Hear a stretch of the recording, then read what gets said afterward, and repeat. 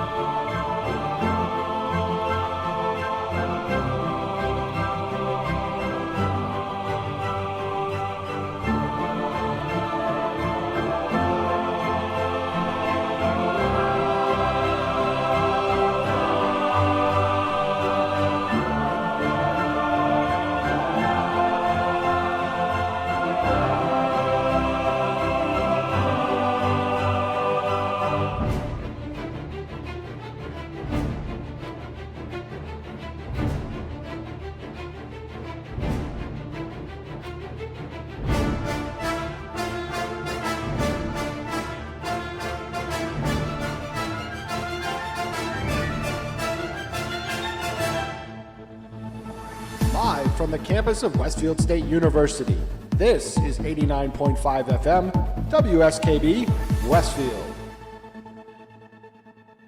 Support for the community programming of WSKB is provided by Westfield Bank. For more than 160 years, Westfield Bank has been an important community presence and commercial leader in the Pioneer Valley.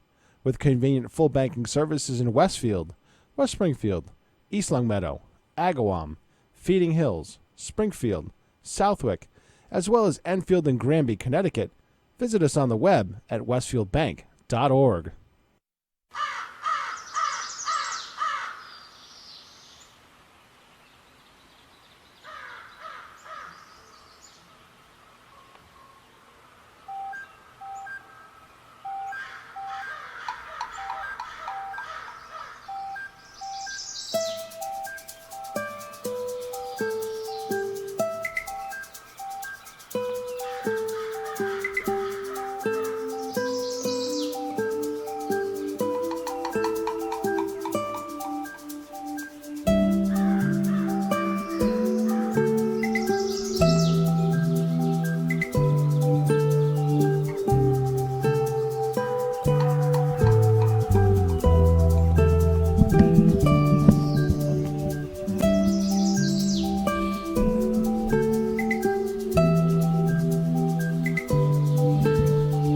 can go ahead, Bob. Look at this. Wow, it is Tuesday morning, and Peter, I can't see your face over there. You're the You can TV. see me on the TV monitor. I know, now I can. But I was looking for the real you, and the real you wasn't doing anything. And That's why I couldn't suggest that the host sit in that last chair Oh, where? on the end. You know where Kenny usually sits? Oh, I'll Be- be glad to move over there. Well, don't do it right now. No. Because that way you can see me. There's a little sliver there by the TV where you can see me, but that's okay. No, it isn't. We're trying to be professional here, folks, and We do okay. Yeah. But I suppose Michael Gelman and Kathy Lee and Regis tells the producer tells them what to do occasionally. Yes. But I guess I'm a third wheel on these shows, so. Yeah, well, today you're my second banana, if you Exactly. pardon the expression. Yes, because unfortunately, Jay has had a death in his family, unfortunately, and we send out our condolences. Hope things are going well as best they can there, and that's a terrible thing to happen. I know. Any time there's something unexpected like that speaks of what life it is and death is. Actually, I have to go to a funeral on my lunch break today. I have to go to a funeral over in Long Meadow for one of my friends for a long time. His dad passed away. Oh, I think he was in his 90s. Oh gosh. Former naval commander. Oh, is that right? Yeah. Oh, wow. Well, you know, folks say this. I as a 75-year-old, I can sort of say this. I'm going to be 75 in November, so I should probably say I'm 74, but I'm in my 75th year. Yes. Yeah. So at any rate, this is what I say is, you know, I remember saying when my father died at like 97 or 98, wow, you know, he's had a wonderfully long life of, and you know, the things that we say when somebody is old, et cetera, et cetera. Well, as an old person now doing that, I sort of feel like, wow, yeah, but within me is a young spirit. My body is different. My body is not doing what my heart and my soul want me to do, but within I still have plenty of life left. So, you know. How about this, Bob? Yeah. This is how I live my life. I live my life with no regrets. Well, okay. I never try to say what if. There's no. maybe only been one or two what ifs in my entire life. Like, what if I did this, or had I not taken this path? Sure. Well, I agree there. What I'm saying is that within you, don't you feel a young spirit? Don't you feel a spirit that is never changes? I can't do as much as I used to. I know that. I'm learning the limitations of my age. Oh yeah. Well, when you get up toward my age and you have to suffer the slings of outrageous fortune, as Shakespeare said, slings and arrows of outrageous fortune. Yes. You get this sort of sense. I was listening to Antonio Banderas on the radio coming in. You know, he's in a movie called Pain and Glory, where it's about Pedro Almodovar. How do you say that name? Almodovar? Almodovar. Yes, Almodovar. Pain and Glory is a movie that's based on his Almodovar's it's really his biography, and so we've got Antonio Banderas playing the director, and what he was saying was that as the director looks back on his life, he has some regrets, and he's still saying those regrets over and over again, and he can't even say them now, and he has somebody else saying them, which is really interesting that the actor is playing the director who has written the lines about himself for the actor. It's kind of interesting, and it's an older person looking back on his life. I got to see it. I haven't seen it yet, but hey, we'll do a big thing on movies a little later because Sunday night is the Oscars. Now, by chance, did you have a good Super Bowl weekend? What did you do? Well, you were away, weren't you? No, that was last weekend I was away. Oh, gotcha. No, I did a little bit of work at Mount Holyoke College because they needed me.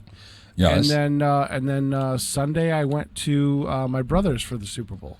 Ah. He had some of his wife's family over, and And we just kind of hung out and watched the Super Bowl and had food and partook in adult beverages. Good. And Well, it was actually a good game. it was a very good game for surprised. even somebody who didn't know football. It was I exciting. really enjoyed the whole thing.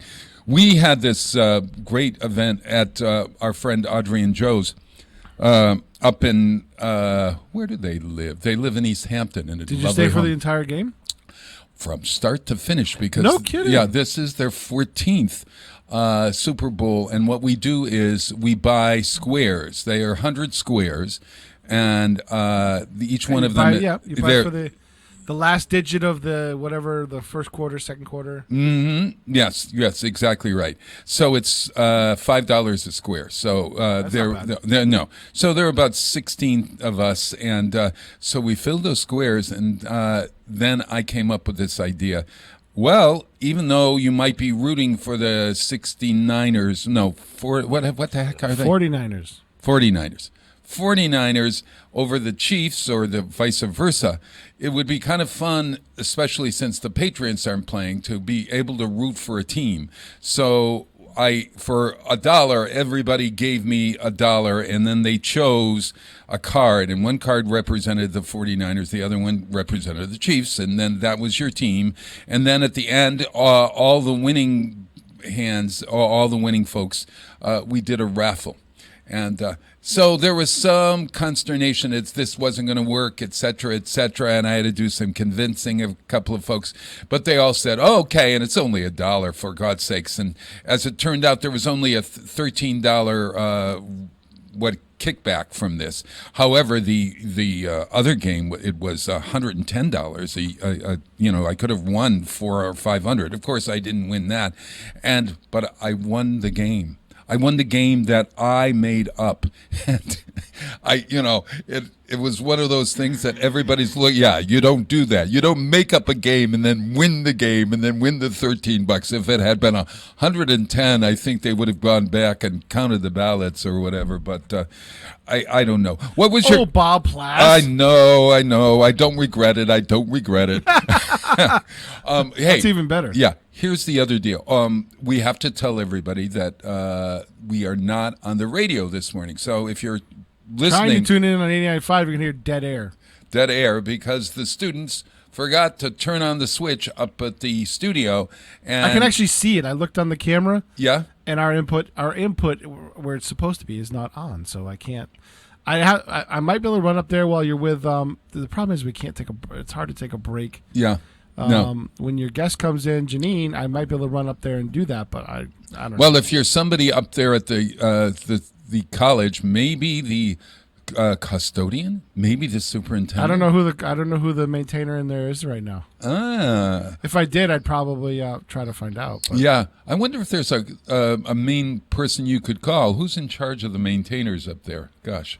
I'll have to think about this. We might solve it. So at any rate, we are on Channel 15 and streaming live at westfieldtv.org. Yeah.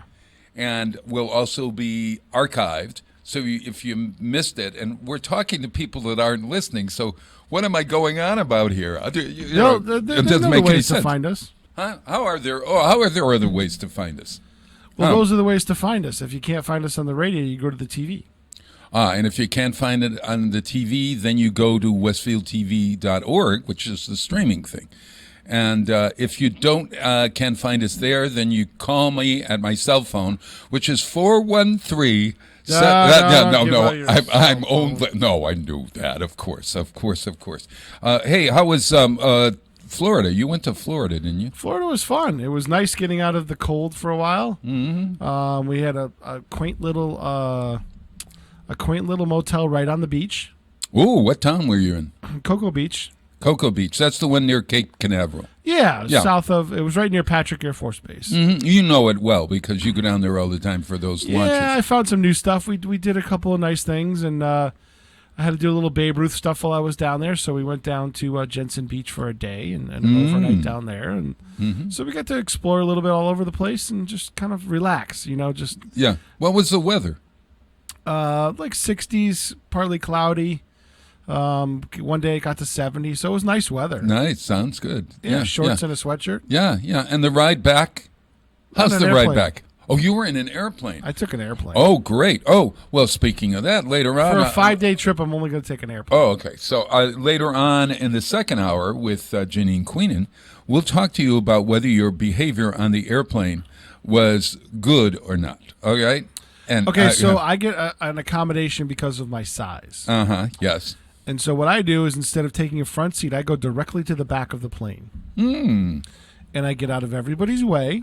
Yes. And I put the ticket next to me. And this time I had an accompaniment, so Megan sat next to me. But I go directly to the back of the plane.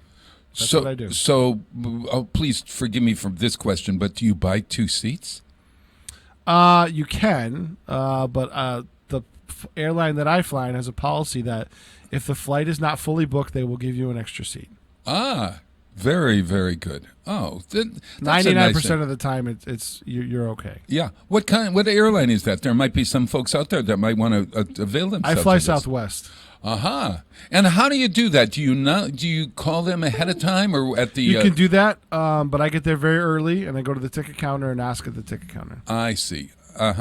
And what they'll do is if you buy a second seat, yeah, and indicate that's why you're buying the second seat, they will refund you the money for the second seat. Really? So yes. That almost seems the way to go, doesn't it? Rather than chancing. Well, it depends on whether you have the money up front or not. Oh, I see. I gotcha. Could I buy a seat for my dog? If my dog... No, I couldn't. Could I? I don't think so, no. No, the dog has to be... You're allowed to bring a dog on it. We'll have to ask Janine. You can bring a dog on an airline, can't you? I think if only it's under certain circumstances. Oh, really?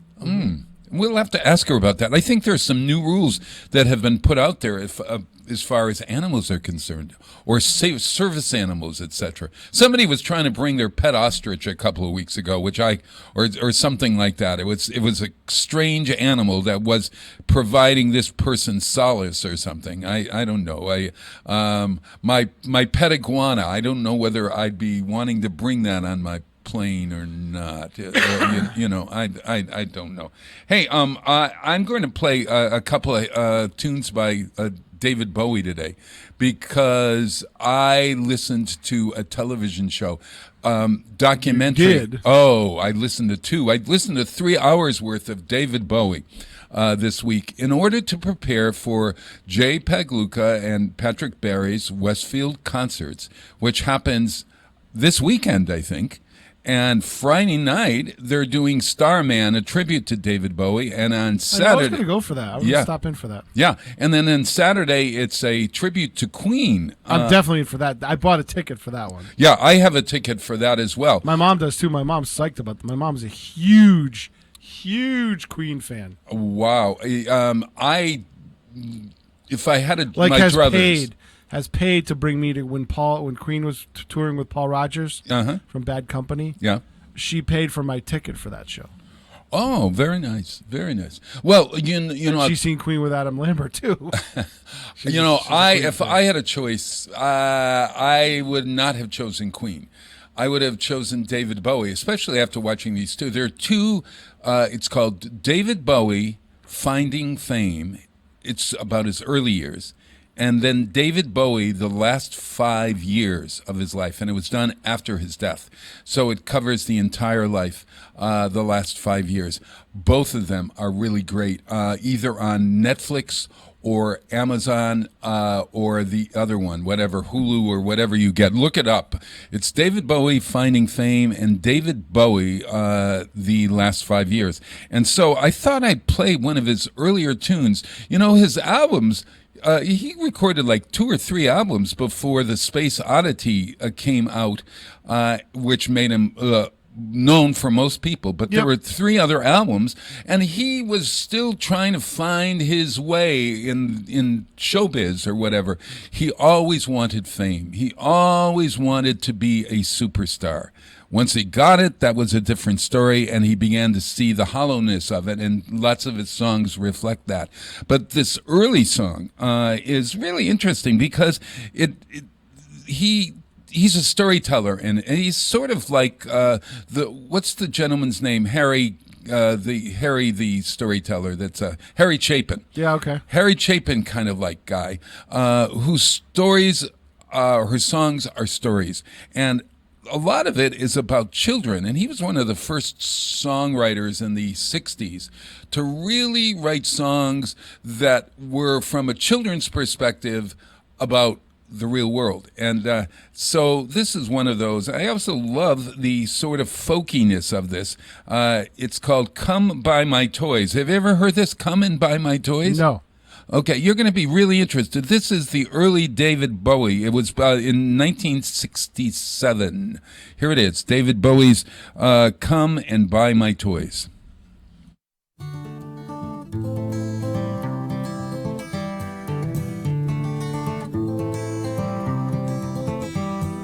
Smiling girls and rosy boys, come and buy my little toys. Monkeys made of gingerbread and sugar horses painted red. Rich men's children running past their fathers dressed in hose. Golden hair and mud of many acres on their shoes. Gazing eyes and running wild past the stocks and overstyles. Kiss the window, merry child, but come and buy my toys. You've watched your father plough the fields with a ram's horn, sowed it wide with peppercorn and furrowed with a bramble thorn. Reaped it with a sharpened scythe, threshed it with a quill. The miller told your father that he'd work it with the greatest will. Now your watching's over, you must play with girls and boys. Leave the parsley on the stalls, come and buy my toys. You shall own a cambric shirt. You shall work your father's land, but now you shall play in the market square till you be a man. Smiling girls and rosy boys, come and buy my little toys. Monkeys made of gingerbread and sugar horses painted red.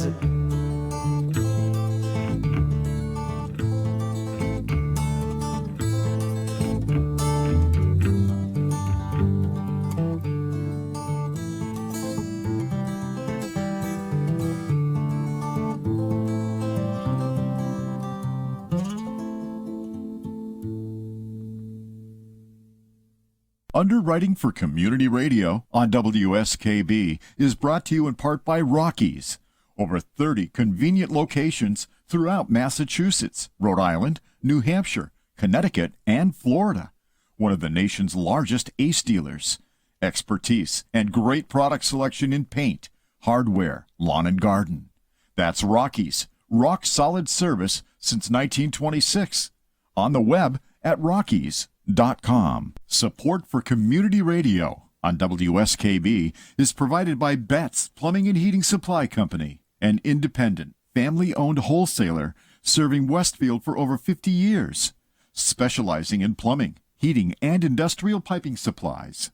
On the web at bettsplumbing.com or at 14 Coleman Avenue in Westfield. Hi, this is Harry Rock, host of Rock on Westfield every fourth Wednesday at 8 a.m. Tune in for my view of this place I call home. Community Radio 89.5 WSKB. Live from Studio 120 at Westfield Technical Academy, this is WCPC Channel 15 and 89.5 FM, WSKB Westfield. Hey, wow, it's Tuesday morning. It is February 4th, 2019 and counting. You're listening to Bob Platts.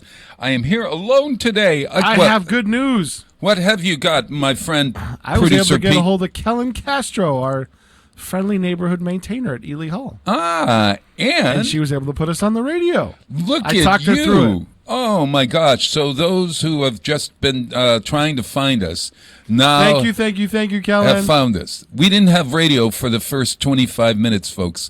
So if you've been looking for us, it wasn't you. It was the students up there at the college who Just turned us off by mistake. Turned us off by mistake. Hope an it wasn't innocent malicious mistake. or anything. Oh, I don't think it was. How could they be malicious about us? We give them a listening audience sometimes, don't you think?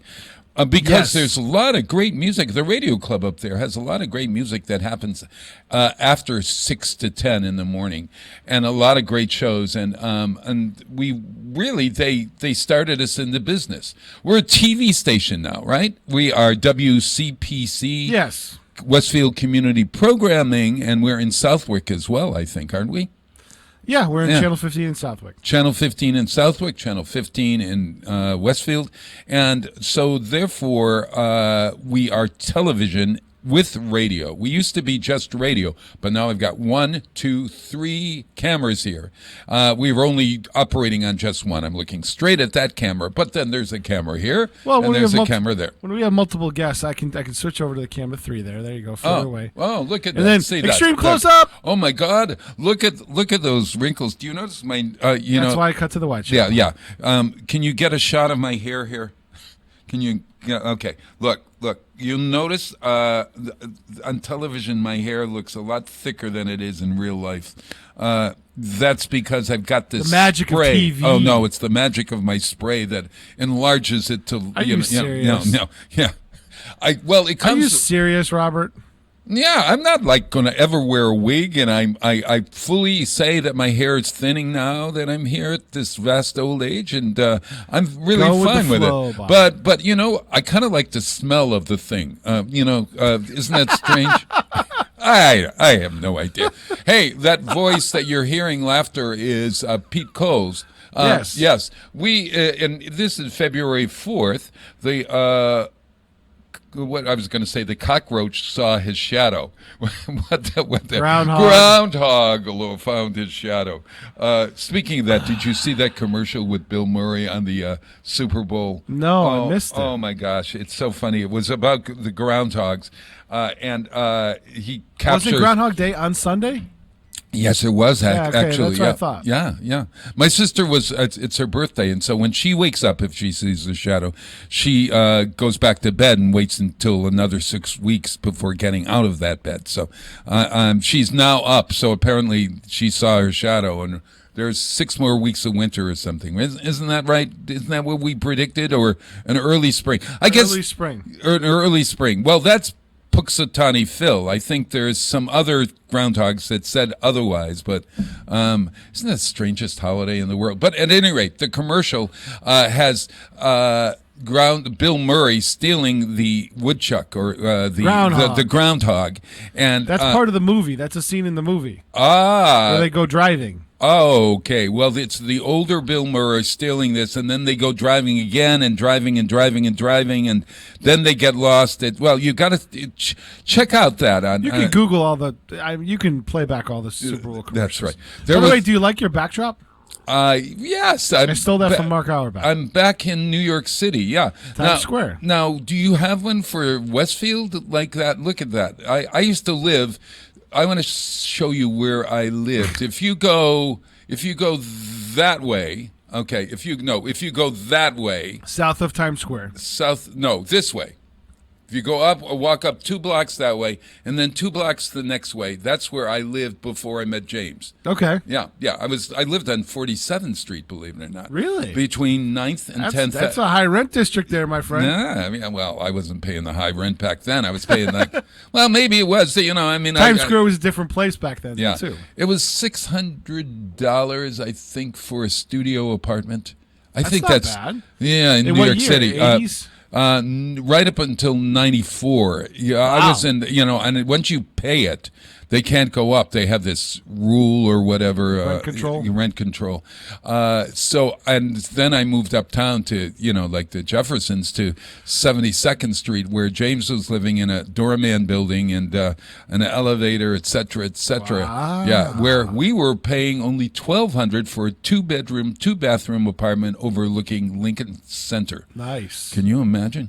And Nice. and the top floor was owned by a movie star. His name was Milo O'Shea. I think I've talked about Milo before. He was in a lot of. He was in The Witness and all. He played a Supreme Court judge, and I think the West Wing, et cetera, et cetera. But Milo and his wife lived on the top floor, and so I was really living high off the hog. And I'll never forget that day that James said, "You know what? I think we'll move to Westfield." I said, "I just moved in." Well, I was there for about a year or so I did get the benefits of pretending to be wealthy. But when we moved out, when James said, "Well, we'll keep the apartment for 2 years, we'll sublet," and we were able to do that, and we moved to Westfield, and the rest is history. But do you know the interesting thing? We were bought out of our apartment because we were moving back to New York, and it was $24,000 that they bought us out. And with that, we had the money to put down on our little house. Isn't that a great story? So if they buy you out, do they maintain the rent control price? No, the minute they buy you out, that apartment now goes for like $7,000, $8,000. Wow, maybe more. I don't know.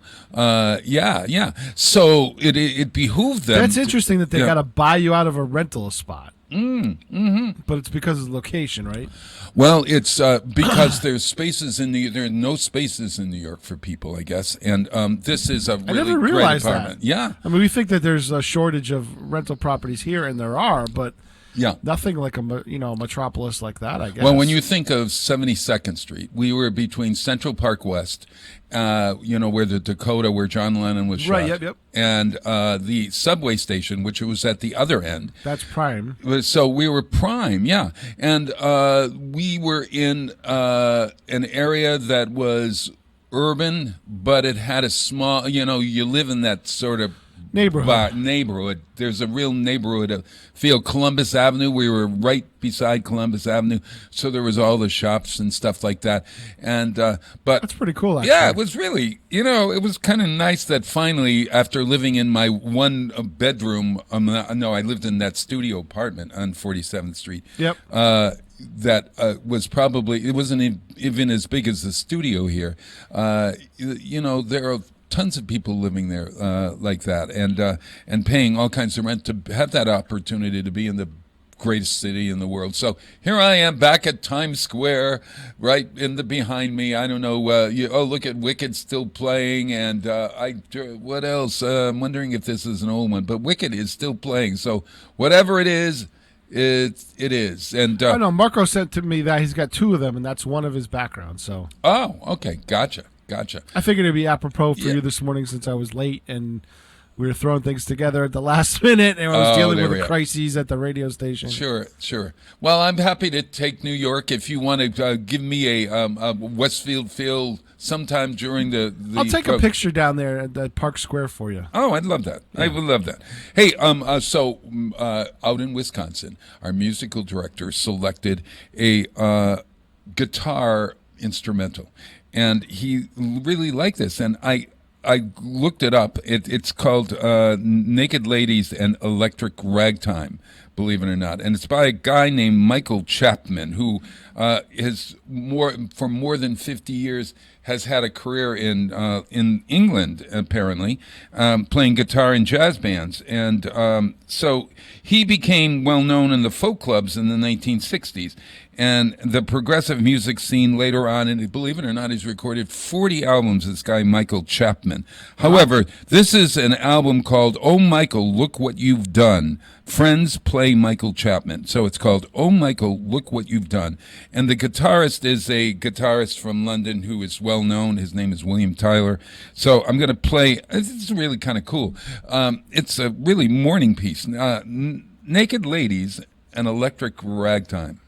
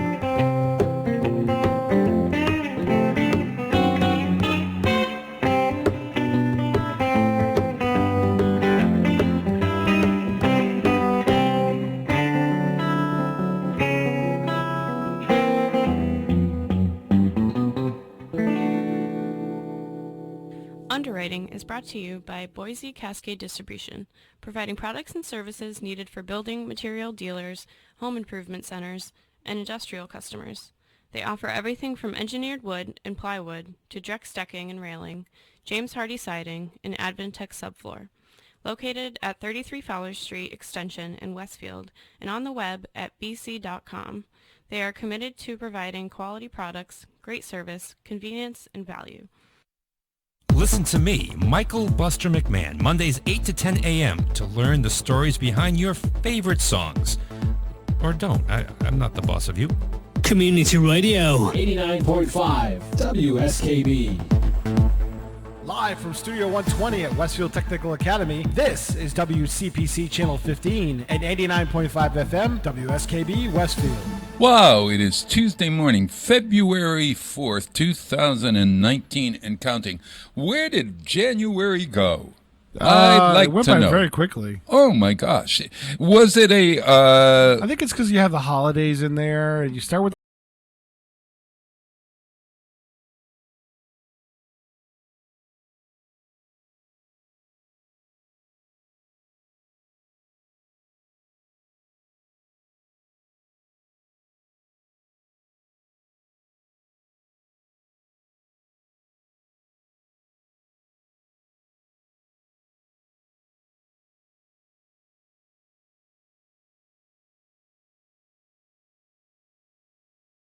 a house. I have a rental, so that's claimable. I don't have a lot of deductions, so not. If I had a house, I'd definitely have a tax attorney. Sure. Well, it's It's really been easier since they changed the tax law under Trump. Believe it or not, I'm not going to give him any credit for it, but they simplified things. They did simplify it, and you're not. I have no problem with a flat tax, honestly. Well, no, it's kind of interesting. No deductions, flat tax. Boom, you're not able to. I used to deduct lots of stuff, but now you get a straight deduction, and you've got to make sure that your deduction goes over that.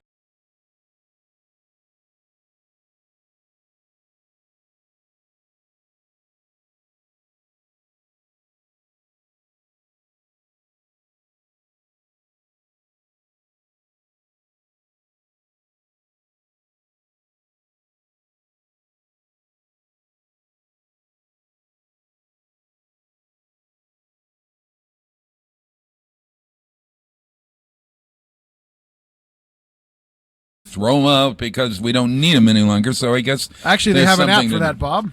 They do.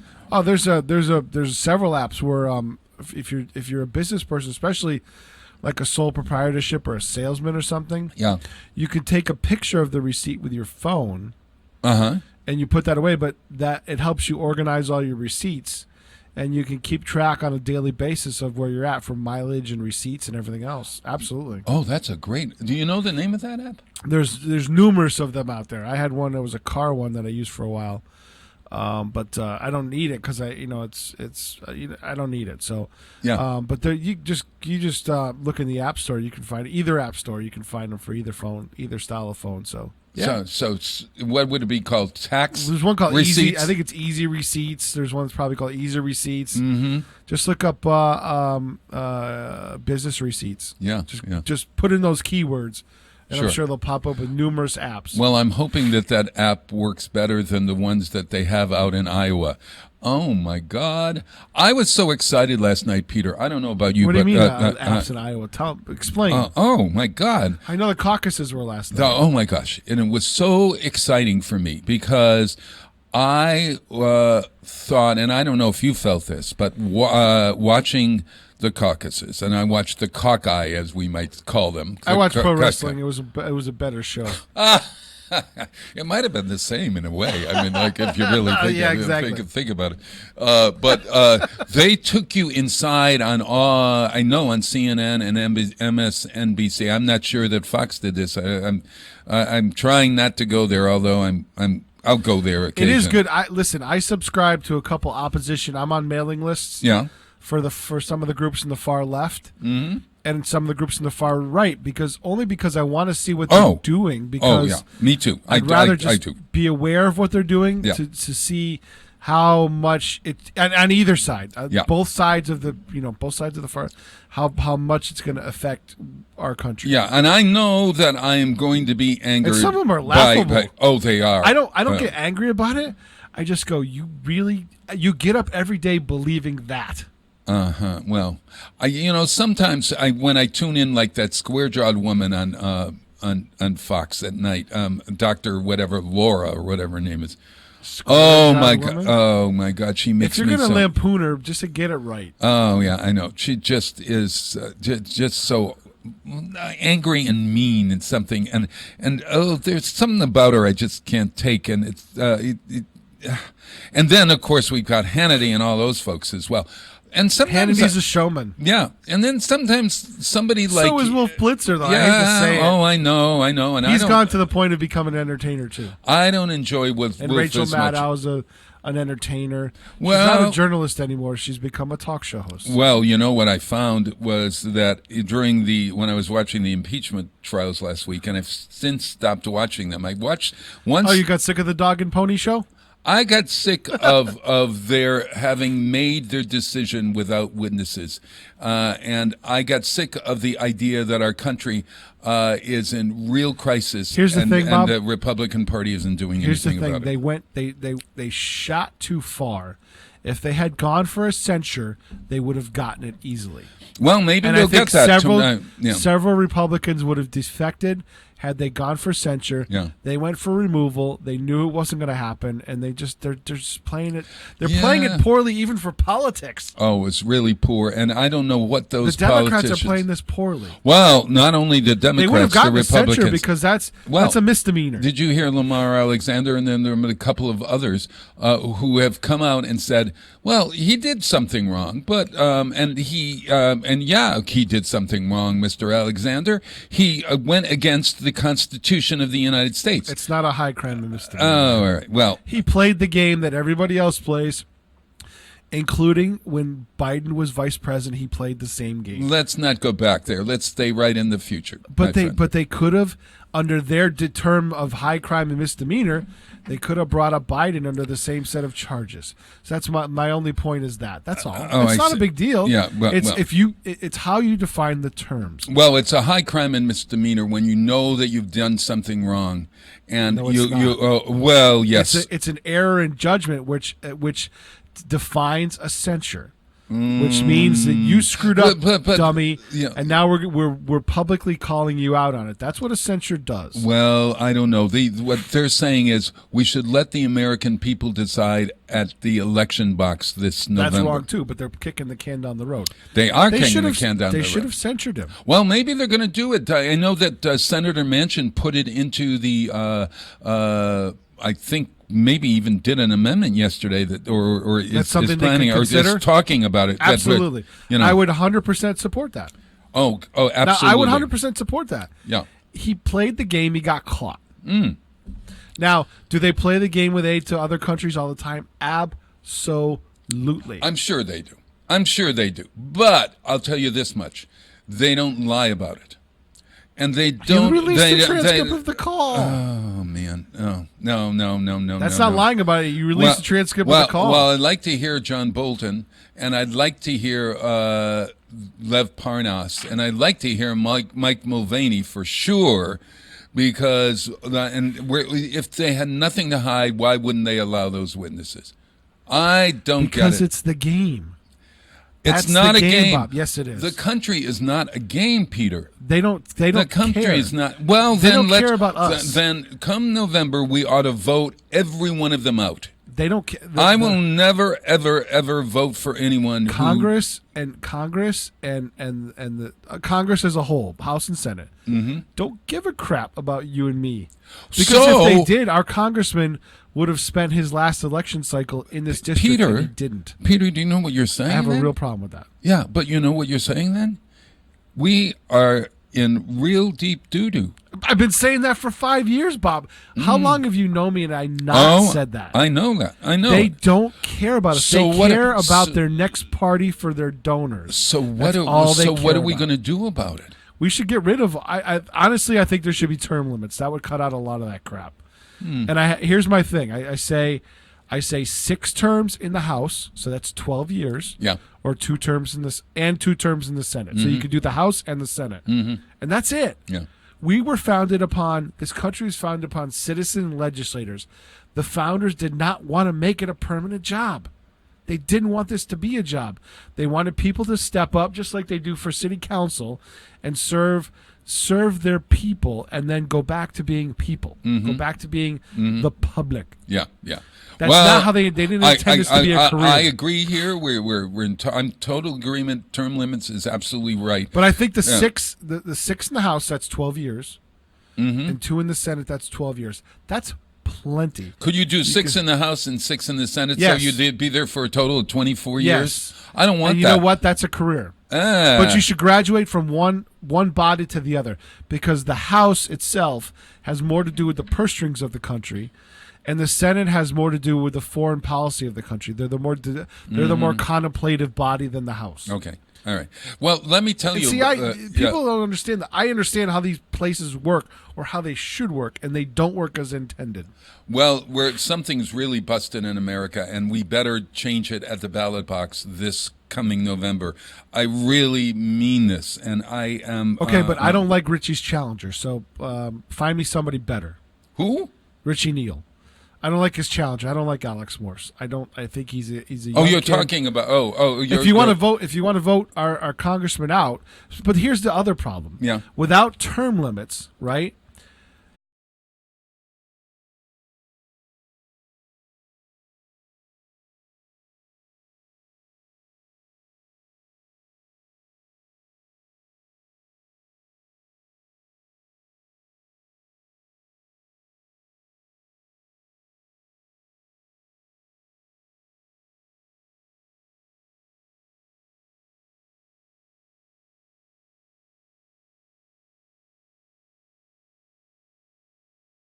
about now we know that we're going to get rid of our president, our current president, hopefully.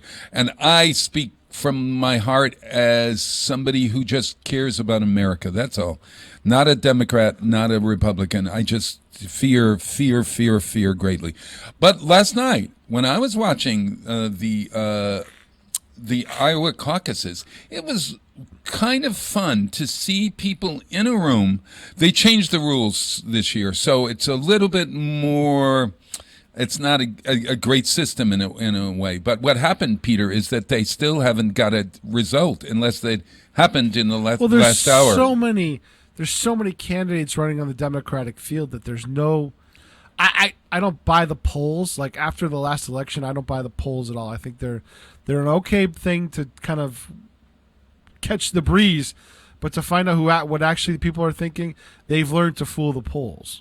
Well, okay, so then this is a good thing for you, because what the caucuses, how they do the caucuses this year is you go to a side at the beginning of the evening, and this is the rule I'm not really greatly fond of. Isn't that when you can change sides? Okay, well, no, but wait a minute, let me tell you, you can go, so I go to the room and I say, okay, I'm going to go over with the Buttigieg people. This is the first ballot, so I'm going to the Buttigieg. Okay, or I'm going to go to the Bernie side. Now, Bernie has. Are you discounting Elizabeth Warren? No, wait a minute. Let's see. Our great state senator of Massachusetts? No. Listen to the whole story. Here.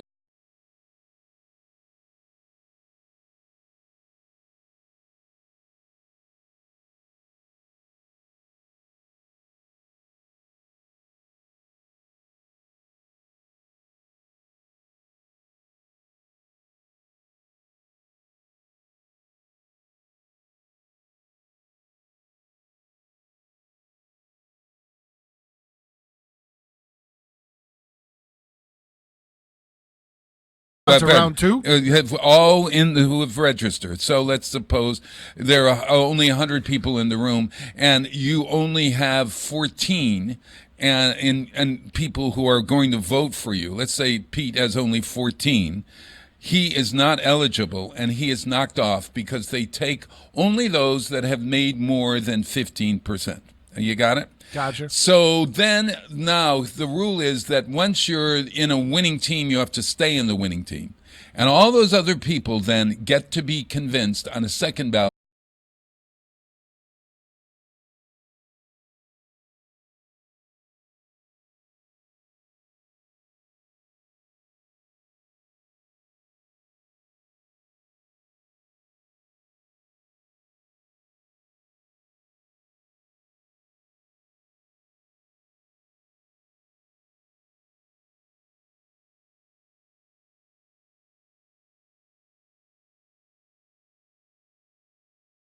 We got to watch this in live time. It was really fascinating, and I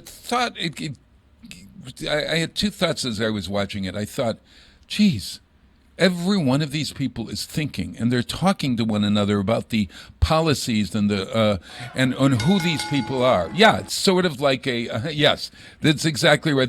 They're talking. They're having a great informed discussion, and then they're making their choices. That's the thing. Here's the thing. What's wrong with this? No, I think it's great, but that's what Congress and the federal government should be about. People making informed decisions, not just towing the party line. Oh, yeah. That's why I love.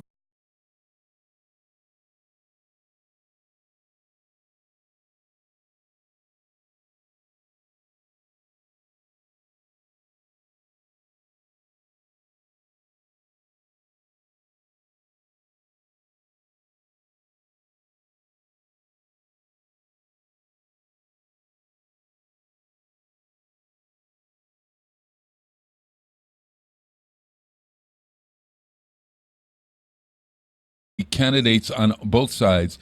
I really think that the decency is a real thing that should be right high up there. Decency. And if somebody isn't decent, regardless of whether they have great accomplishments, if they're not decent, if they're not decent people, we don't vote for them. And I follow the money. I follow the money. and I look at what discourages me is where people are getting their money from and where people are taking their money from. Like Bernie has a huge following, a grassroots following. Right, very much younger. And it's Whereas- interesting. Here's an interesting thing about Bernie is that last night there were about 30% of the folks who are elderly, okay, over 65. That was the caucus was maybe about 30% elderly. They didn't want to vote Sanders at all. He was one of their least favorite candidates. They want Biden at the top. Well, because he's traditional. Okay. So, but then you look at the 17 and older candidates, 17 to 24, and last night there were maybe I'm wrong on this, but it's close to over 25% of the caucus in Iowa was that. And guess who they want? Well, because Sanders. he's going to give them free stuff, and that's what that generation is entitled. They think they're entitled to everything, so of course they're going to go for Sanders. Well, it's very interesting. And my question is, what's my question all the time? What is this? Great plan, great idea. Yeah. Who's going to pay for it? Oh, well, okay. Well, we'll go into the specifics after this. But what I would like Who's to gonna say, pay for it? Peter, what I would want to say is this: that you should really think about when you're voting, like everyone else. Think about the decency of that man, and go from there. And as our next guest comes in. You don't want to be around here, Janine. We're talking politics. Yeah. That's always a problem. Although It's Peter, not a problem. No, we get along well. Bob, we discuss it. We don't get mad about things. We just discuss the issues. That's all. Well, that's true. That's very, very true. Hey, so here I'm going to play you a great song. I don't know if you know Roberto Fonseca. Roberto Fonseca is a Cuban jazz pianist and who combines classical music and jazz and all kinds of idioms. And he's got his latest album is just out. It's called Yesun. Yesun. And this is really wonderful music, and it's sort of Afro jazz, Afro Cuban jazz. Okay. Just really great. And this is his song Agua, and it's from his album Yesun.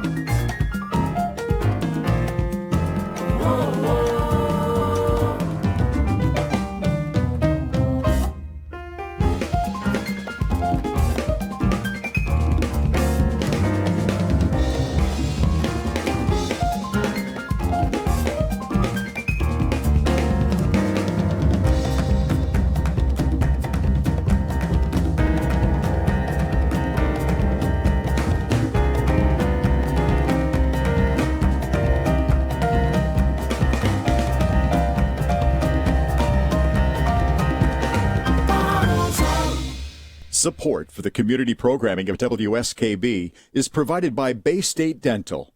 Comprehensive dentistry at 14 convenient locations in Springfield, Chicopee, Longmeadow, West Springfield, Belchertown, East Longmeadow, Ludlow, Northampton, Greenfield, and Wilbraham, as well as 29 Broad Street in Westfield. Bay State Dental makes it a priority to help you achieve and maintain the healthy smile you deserve. On the web at baystatedental.com. Live from Studio 120 at Westfield Technical Academy, this is WCPC Channel 15 and 89.5 FM, WSKB Westfield.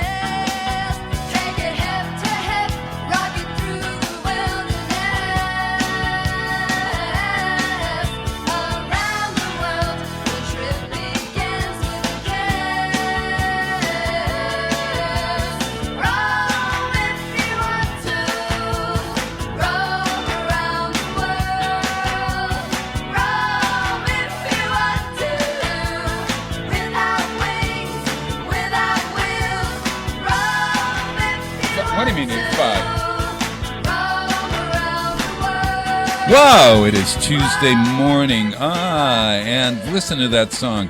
That is your theme song. Yes, Janine Queenin. Good morning. Yeah, morning. Hey, what's the name of that song? That is Rome by the B-52s. Rome by the B-52s. Yes. What's the theme there? What are they saying? I love Rome? No, not the city. R-O-A-M. Just roaming. Like roaming around the world. Oh, beach bumming. It could be. Could be anything. Yeah, no, Bob, it's what you like to do. You like to travel. I do. Roam.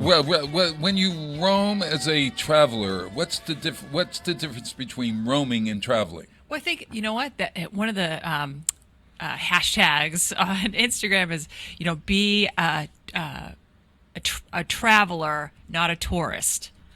So, what is be a traveler, not a tourist? Okay, so explain really feel the place, get to know it, get off the beaten path. Don't go to all the common tourist place. Meet the people. Really connect with the place instead of just running from one thing to the other. If it's Tuesday, it must be Belgium. That movie was perfect because no one on that, if you watch that 60s movie, they're all on this trip and they're all it's so dizzy. You're going from here to here to here. Now it's time for this. Now it's time for that. Now it's time. It's one of the strangest ways to travel, I think. That still exists. And it is appealing for some people because they want to have a very structured experience. They're nervous about traveling because, the bus tours are still huge. There are still a lot of companies that do that. It doesn't, and again, whatever you like, that's how you should travel, however you're comfortable. It's not for me to be on a bus with 50 other people. It's not really how I like to no. travel. If I find myself behind one of those women with the umbrellas that are walking all over town, I feel, holy mother, you're setting yourself up to be pointed out as a real tourist. Right. Although, when I'm standing beside those people and they're learning something, I sort of sneak in and I hear what the tour guide. I don't know if they know. Yes, they can see you. But what's the rule there? Well, I think etiquette probably said, don't do that. But I've done it as well. Well, why not? You're standing looking at the building and some woman is 10 minutes or 2 paces from you is saying, now that was in the 1840s when that was designed, et cetera, et cetera. You can't help that. That's right. Exactly. Just get a little free knowledge. And then they have it right in some towns where they have free tours. Yes. It's very popular now. It's everywhere. And all the big cities. Explain how that works. Well, they work on tips. So Yes. the hope is at the end that you'll have liked the experience enough that you'll tip them. But there are companies that it's all free and they have tours throughout the day. They're themed tours. There can be architecture, can be history, can be music, can be whatever it is. And you meet at a place. You don't even have to sign up. You just show up at the meeting point and you go. And then if you like them, you give them a tip at the end. And that's how they make their money. And it's not like you're going to be scammed or anything, because sometimes somebody sees free and immediately you wonder, well, they're going to sell me a condo in Florida after this or something. Well, you have to use reputable companies. I mean, there's a company called Free Walks, and it would be like Free Walks London or Free Walks Rome or something like that. It's an established company. I mean, I think that just for anything you want, I mean, someplace. You can fake a website, but a good website with reviews, and I think you can, if you pick away at it, see if it's a scam or not. I think in Edinburgh they have a little place. They actually have a sign, and it's actually a red phone booth. What do they call those things? You know, the phone booths. Sure. What do they call those things? I think there's phone booths. Toll booths? No, phone booths. Phone booths. The classic, though, they're the iconic. The iconic red English phone booth. Right. Okay. So that's been redesigned and it says free tours on it. And so I went and I talked to the two people that were doing it, and I thought to myself, you know, it sounds like it's okay. I said, but what if at the end I don't have, I've made up my mind that I'm going to get a free tour? Well, I guess that happens. You know, I'm sure that there are plenty of people that do that, but I think most people are honest and understand that the person is working and trying to give a good experience. Yeah, it's exactly right. And I imagine that the tour guides, they really try to make it interesting, and because just like waitressing or waitering, you give the better the experience you give, the more likely you are to get a Janine, is there a website where you can go on to find out whether a tour company is good or not? You know, like those, you can always look up your doctor or your dentist and find out their rating. Is the same thing for tour places, the touring guides? The place that everyone goes still is TripAdvisor, I'm sorry. But you know what? The thing that worries me about TripAdvisor, it's gotten so huge that it's really hard to know what are real reviews. So if I use TripAdvisor, I generally look at the mid-range reviews, like the 3s, maybe the 4s. I don't ever look at the 1s because usually they're just the super disgruntled people or the 5s are usually the property, right? The 5s are usually the properties. Fives are the good mother. Ones. The mother. Property owner, friends, family. I mean, unless there's 5,000 reviews and there are 2,000 5-star, then you have to start to really think that maybe they're true. True, But that's still the best way to do it. I mean, Yelp has reviews. You can get Google has reviews. Reviews is still the best way to go. Sure. But look at them with a skeptical eye. Just put it that way, because nothing is perfect and nothing is horrible. You know what I've noticed too? Janine, I've noticed trends. So like time periods where reviews start to get. You can't hear me at all? Okay. I can't now. Oh, there we go. Test 1, 2. Can you hear me now? How's that? A little bit. I still can't hear you, Pete. I'm sorry. Really? Okay. There. No? You can't hear Pete at all. Mm-mm. Oh, well, I'll tell Can you hear Bob? Yeah, no. Pete, you tell me and I'll tell. We'll play that game. I've noticed reviews goes in trends. If a hotel starts declining, and then all of a sudden you could tell when there was a remodel or something like that, where the reviews start getting better over time. Yes, I could hear that. Okay. Yeah. No, it's true.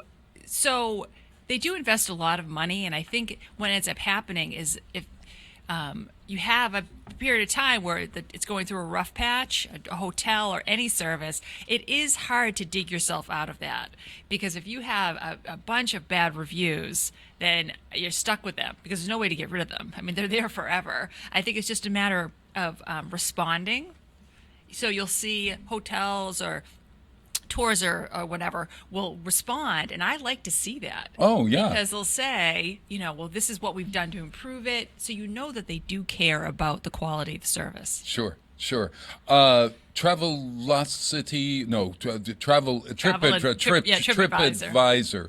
Which do you like best, Yelp or TripAdvisor? Or out of all those things? I mean, like... Personally, I don't use them a lot because I have a really good network of people in the industry that I can ask for help. So because I know a lot of other travel advisors, I'll ask them, where have they been? Where do they recommend? And for me, that's a much better review and better standard. Yeah. Sure, that you know those people. That Exactly. Yeah. I use Booking.com. I've done Booking.com. This sounds crazy, but I was really unsatisfied with a one world, one hand, one something. It had one in the not gate one. There was another one that I booked, and it was a hidden fee or something that I didn't know a lot about. Of that. How does that work? I was paying like another $150 for somebody to. It was administration of my order. Yes, and resort fees, you'll find that too. So the online booking tools, here's the thing that I always say. You have to really drill down and not just look. So you have the front page, they'll say $150 a night, but actually go in as if you're booking it, and then you'll see the real total, because that will be the fees, the taxes, everything. So the $150 is not $150, because Booking.com and Expedia, they don't give you the total price. No. No. Until you go in, and you don't have to push that button at the end. Don't push any buttons No, to don't say pay, that. but just go to the next screen to say. Yeah, go as far as you can before it says, "Okay, I'm ready to pay." Yes. And don't put in your your credit card number. If you don't put in your credit card number and significant information, you can get what this trip is really going to cost. Right. Yeah, And in Europe, some places in Europe, you have city fees that you can't. So there's a whole bunch of fees, and the resort fees always kill me, because you're paying quite a bit to be there anyway, and then there's this little hidden fee at the end. And I always feel like just throw it in the total. Oh, sure. Why are we trying to be sneaky? Why don't yeah. we just tell people how much it costs, and then they can decide? Yeah. Because I think that you have bad feelings. If Well, you go do. And all of a sudden, you're paying an extra $50 a day, or there's a $25 fee for a roll-away bed, or whatever crazy thing. Just tell us how much it costs. That's exactly right. Another glass. You had 4 glasses of water yesterday, and you really have to pay for water. Right, exactly. Is there any With places a $10 bottle of water? a $10 bottle of water? Yeah. Especially in places where you're not sure if you can drink the water. So that's, clearly there's some places. I mean, it has to do with where our systems just aren't used to it. But to have to pay for the bottled water on top of that, it's kind of like it's an indignity. I remember the first time I went to Mexico. I thought, oh my God, I'm not allowed to drink the water, and I was blithely brushing my teeth, and I was going, wait a minute. I'm using this water. Does this mean I'm going to be sick on the trip? Right. And it's only recently that I realized that, what could I have done back then? Well, I don't think they had bottled water back then. What's the best way? I don't know. Well, you can buy a filter. I mean, it's nice now. Technology is so much improved from when both of us started traveling. I mean, you can bring, compact. The Conestoga wagon, we didn't have that back then. No. I know. No. So they have these compact water bottles that have filtration system in them. I mean, it's really an amazing thing, because people are trying to get rid of the single-use plastic anyway, across the industry. Sure. That is the one thing that everyone is trying to do. Stop with the water bottles, all the cruise ships, everything. So what's the alternative? People need to drink water, so either you carry your own water bottle, or they have to provide glass cups or plastic cups or something like that they can reuse. So, it's nice that all these things are available, and they've cleaned up the whole water fountain bubbler, that's what we call it in Eastern Mass, system in the airports. Now you can actually fill a water bottle and not feel like you're filling it with something someone just put their mouth on. Yes, it's upright, so you just can. People can't see me because we're on the radio. Yeah. You can just we're on television. Remember, it's very similar. There's a camera right there. Actually, Janine, they got one of those right outside the door now. Instead of the bubbler that was out there, it's a water bottle filler now. Yes, and they have them in schools now, which is so much better because it's so much cleaner. But anyway, my whole point is that you can bring a bottle, an empty bottle, through security with you, and then fill it on the other side. And my only advice to do that, just keep it on the outside of your bag, on your carry-on bag, so they can see it. Because otherwise they'll have to dig They'll have to that's look a and great... make sure it's empty. And Sure. You can get on the plane with the water? Yes. Once you yes. get past security, you can take a bottle of water onto the plane. I always try to drink the water before I go on the plane, and then, I don't have to do that. No, you bring it. Well, the water on the plane is not that great. Well, in the first place, you're getting what? A little tiny cup of water, and they always say hydrate. Well, I would be calling that stewardess every 5 seconds to keep hydrated. So just pick yourself, buy a Yeti. I like Yetis because it keeps everything cold. I know they're more expensive than plastic, but they last forever. And carry it through security and then fill it up. Hey, why do you know all this? We didn't even tell the people who you are. Janine Queenin. That's true. Yeah. Who are you? What do you do? I am a travel advisor. You are? I A put together advisor. a trip advisor, custom planning services for busy people who want to have fun, unplug, and reconnect in meaningful ways. And so I have a travel company here in Westfield. What's that called? Storied Adventures. Storied. Storied. Storied Adventures. Yes. How long did it take you to come up with that name? Not too long. It was a lot of brainstorming, but it really because, every good story starts with an adventure. So Well, that is true. And if you travel right and you come away with some great stories. yes, that's what you hope for. Yeah. You don't want the cookie cutter. You want something special. You want to people love to talk about travel. Yeah. If you are ever Oh in my a gosh, networking situation and you can't think of something to talk about, ask the person about their last vacation. Oh, Have you that's great. been anywhere interesting? And that will, you'll talk for half an hour. Oh, yeah. Because Americans are so vacation starved. I wish I should have written this down. The statistic about how many vacation days go unused. It's in the millions. So people are working for free, like millions of days throughout the year because they don't use their vacation day. And I think that's the reason why people love talking about the vacation they finally take. Yes. Yeah, they've been planning and waiting for a year, and they just are so excited. Yeah. StoriedAdventures.com. Yes, StoriedAdventures.com. And find me on Facebook too at Storied Adventures. Hey, let's play a song, and then we'll come back. And travel is difficult right now because it is sustainable. We're going to talk about sustainable. What's sustainability? Actually, sustainability is the hot buzzword in the travel industry for 2020. Wow. So let's find out what about sustainable travel is. I also want to talk about travel advisories, especially with this coronavirus. I know. All right.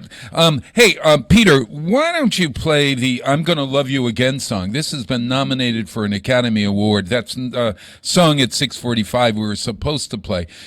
This is Elton John's song from his Rocket Man bio movie. And this is sung with Taron Egerton, who is the Elton John in the movie. I think this is probably going to win over the Frozen 2 song, Into the Unknown. So this Sunday night when you're watching the Academy Awards, I told you so. I'm Gonna Love You Again.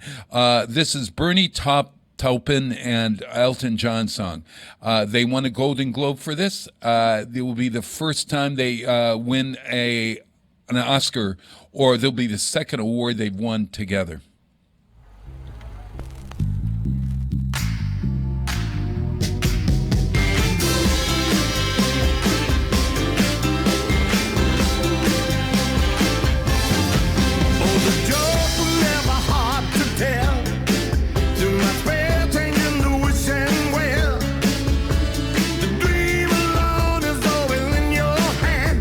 If that don't feel the boy, I'm built a man. House is a man.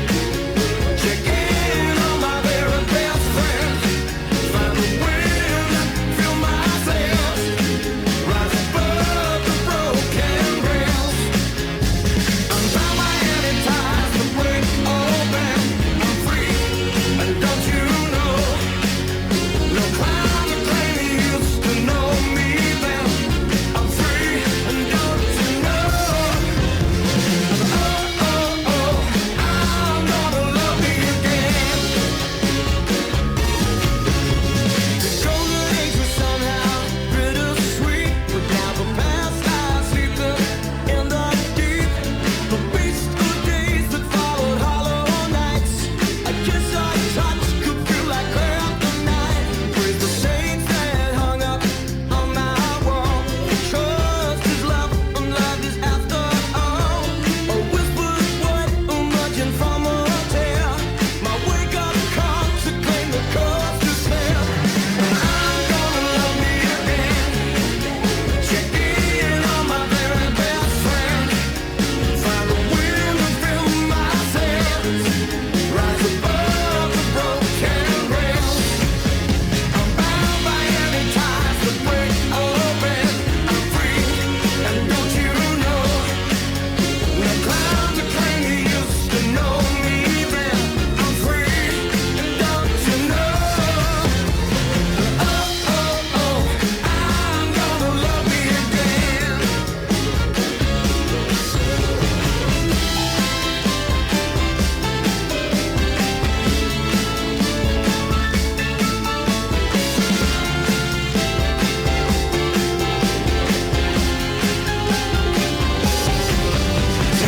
gonna love me again.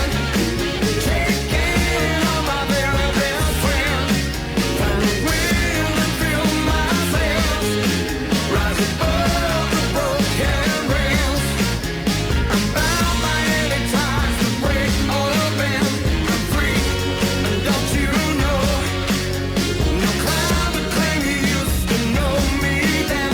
I'm free, don't you know?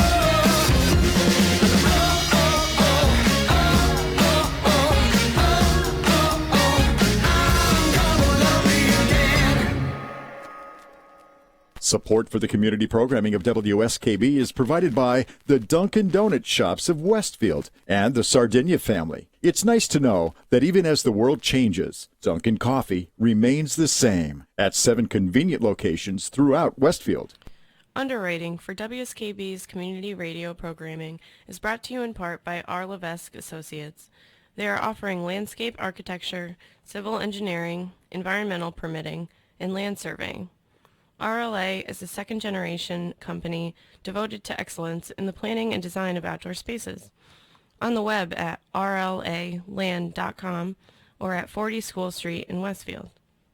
This is Ken Stomsky from Ken's Den on WCPC 15 and 89.5 FM, Tuesdays, 8 to 10. Community Radio. 89.5 WSKB. Live from Studio 120 at Westfield Technical Academy, this is WCPC Channel 15 and 89.5 FM, WSKB Westfield. Wow, it is Tuesday morning. It is February 4th, 2020. 2020. I'm still saying 2020. Have you been saying 2020? Do you call it 2020? I haven't really called it anything yet. I really haven't had the opportunity. Yeah. Oh, okay. I think it's acceptable either way, Bob. 2020. Yeah. 2020 sounds a little bit more fun than 2020. We think we called it 1980, 1990. Well, we did until we got a 2020, which is redundant. We're living in redundancy. We're living in redundancy. Where's the camera? Oh, there you are. Well, no. We'll move around on you, Bob. Just keep on your toes. Thank you very much. That's a nice look over there. Yeah. Hey, I've got Janine Queenin from Storied Adventures together with me today, and storiedadventures.com, and you are a travel agent who really has your finger on the pulse of the travel industry. I try, Bob. Okay. I try. So tell me this sustainable thing that you're talking about. Sustainability to me means keeping something going. What are you talking about keeping going when you're talking about sustainability? So sustainability in the travel industry is really the big buzzword for 2020. I mean, people are concerned about the health of the environment, and over-tourism has become a huge problem in so many places. And a lot of it has to do with it's easier to travel. Well, wait a minute. You just said over-tourism. What does that mean? We have too many tourists coming to our town? Yes. Well, maybe not our town. No. Well, all right. Yes. To some towns. And, everyone wants to see the canals of Venice. Everyone wants to visit Barcelona or, Cinque Terre or something. Mm-hmm. But at a certain point, it can only handle so much. So, for example, Venice specifically. Yes. We all saw the flooding. And of course, that has to do with, global warming. But they have 20 million tourists every year. Have you been to Venice? It's Yes. not a very big place. No. It's tiny little alleyways, and there were only 700,000 people who actually lived there. So you think about that, and it's Wait a all... minute, 700,000? And then what's the number? It's not even that much. Maybe it's 70,000. 70,000. Might be. 70,000. Yes, I think it was. And then 20 million. Come as visitors. Oh my gosh. Yes. I mean, I'll have to check that stat, because 70,000 doesn't seem But like enough, but 700,000 seems too many. So. Yeah. But regardless, it just is that we're going to Venice, and you've got the weight of all those people on that sinking. Exactly. Is that and the cruise ships, I mean, they've changed the policy about allowing the giant cruise ships to come right into the lagoon and like really close. They're making them move away a little bit. But you think about that, how taxing that is on the system to just have thousands and thousands of people pour off those cruise ships every single day. Sure. So you think the locals would like it, but it's just they don't have the infrastructure for it, and it's damaging it. But the bottom line is it's happening all over the world because people want to go to these specific places. But you think about it, there are tons of places to see. So everyone goes to the same places in Europe, but you could go to Estonia or Albania or places that are really off the beaten path that are just as beautiful, really interesting, amazing food, and there's no one else there. I don't know what Poland's like as far as tourism is concerned, but somebody said, have you ever thought of going to Poland? And I thought, no. They said, oh my God, what a country. And I thought, geez, maybe as a skinflint traveler, Poland would be the choice rather than going to Paris, for instance. It would probably be less expensive, Yeah. sure. I mean, some of those places are catching up. Places that used to be, part of the Soviet bloc, and they didn't have. It wasn't open for so long. So it's a little bit behind. Yeah. That means things have been preserved, though, too. Of course. Well, okay. So the travel industry is concerned with sustainability, and yet I read something, it was, I think, in the Times a couple of weeks ago, that said that every time we take a cruise ship, or every time we take a plane, or maybe even a bus, we're polluting the atmosphere. Well, yeah, sure. Like anytime you have any kind of exhaust, and one of the things that I'm sure people have heard about is the flight shaming. Yeah, tell me about that. We're always shaming someone for something. Who's shaming? Who's shaming? On the American internet, Airlines? it's always like, what's shame? So environmentalists are really pointing out the damage that planes do. And they're right. I mean, there is a lot. And so I've read through it, too. And it's not just the actual exhaust. It's how it's trapped under the clouds. It's all sorts of things that contributes to global warming. But what's the alternative? So yeah, we that's stop a good question. Flying? Sometimes it's just not realistic. You can't drive everywhere. Who has 3 weeks to take a boat to Europe? But, there are ways that you can mitigate it. You can take a longer flight instead of hopping, doing a 2-hour flight. I guess it depends on the person. Some companies allow you to do carbon offsets and buy. Tell me this. Well, so I've read a couple of different things that you pay money and it goes to nonprofits or organizations that do things to mitigate global warming. Like they plant trees or they use other sustainable energy to power things. But it's kind of a long-term game. So if you are paying for someone to plant a tree, the benefits of the tree won't be for a long time. But, other companies... At least you've done something. Right. Let's face it. But a lot of companies, especially some cruise companies, are really leading the way to become carbon neutral in all that they do. Because cruise industry is kind of notorious for trash. I mean, you still every once in a while read about a company that's fined for dumping into the ocean. And that means dumping...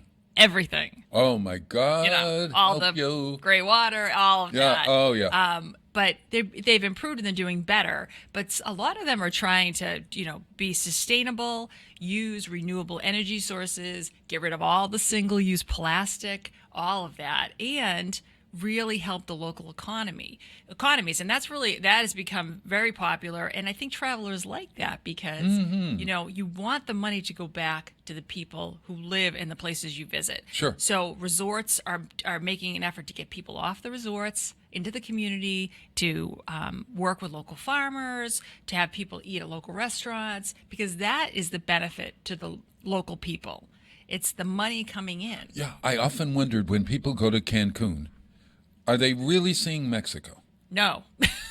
They're not seeing Mexico. No, if they're going to a resort, unless they leave the resort, and a lot of that money goes to, the giant companies. They're not, I mean, of course they hire local people, sure, but the people outside of the resort, they don't get really any benefit from it. And you really don't get a sense of the Mexican culture when you go to or you stay in.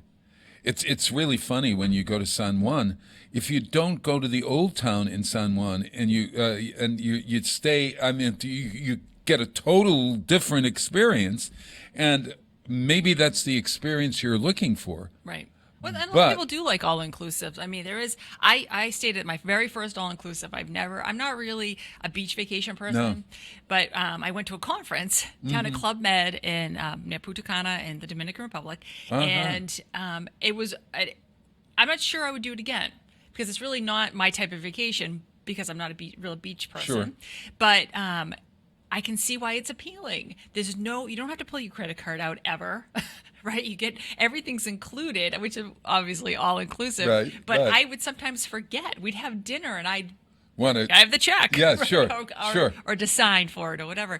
But so I see why it's nice, and you can kind of you plan and you save this pot of money, and that's really all you have to spend. So, but couldn't you do that in America and have the same experience? A beach is a beach. Maybe I'm wrong in this. A beach is probably not a beach. But is there any difference than going to a resort here in America as opposed to going to Sandcastles or one of those places or Club Med? There is actually. All-inclusives aren't allowed in the United States, so it's not the same. You can't. It's not the same. You can't have the all-inclusive with all you can drink, all that. It's not. Yeah, they don't made exist that in the rule? I don't know, but they don't exist in the United States. They don't exist. Not in the same way they do in the Caribbean or in Mexico and things. So it's. I wonder if you could compute. Then it might be great that a travel agent would do that for you, so that you've paid for everything ahead of time. It's hard to know that, though, because on any given day, how do you know what you want to eat? I think something that I do help with... You could send them all to China Buffet somewhere. Right. I would never. All right. Well, Golden Corral every night. Not that there's anything wrong with that. No. But you know what I can do is set up those special dinners. So if you're traveling for a special occasion, a graduation, anniversary, birthday, I will know the really nice special restaurant that you probably couldn't find on your own and make a reservation for you there and send you in that direction. I have some clients who ask me to set up restaurant reservations throughout because they have kids with them and it's just easier. Yeah. So then I'm tasked with finding interesting restaurants that are not chain, that are kids are welcome and things like that. Or, I mean, kids are welcome almost everywhere, I guess, but you know what I mean. Well, no. That's yeah. I don't know whether I want to take kids into this Michelin star. No. Yeah. You know those looks? It's sort of like when you're wearing a Make America Great hat. The looks you get in Massachusetts. I mean, that's what's going to happen. That's right. So that is something that I will help you with if you wanted to, and you can plan ahead. But I always feel like, so you have a big day planned. You're in Edinburgh, for example. Yeah, sure. That's what you call it. Mm-hmm. You don't know if you really feel like going in a big dinner. Maybe you just want to go to the pub and get some fish and chips or something like that. So I like to keep it flexible. But then, of course, some people really want that.